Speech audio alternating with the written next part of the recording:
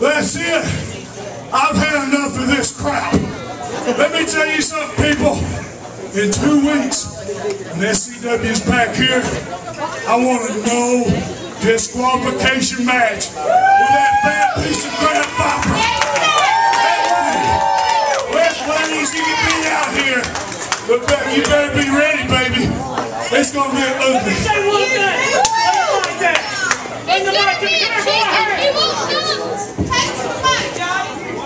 I'll tell you what I'm gonna do, boy. If that's what you want, one more stipulation, buddy. If you want non-disqualification, let's have weapons all over this place, baby. If we're gonna do it, let's do it right. Because I have beat you many times the same way. And I promise you, you will bleed, baby. You will bleed. Accepted. Wow.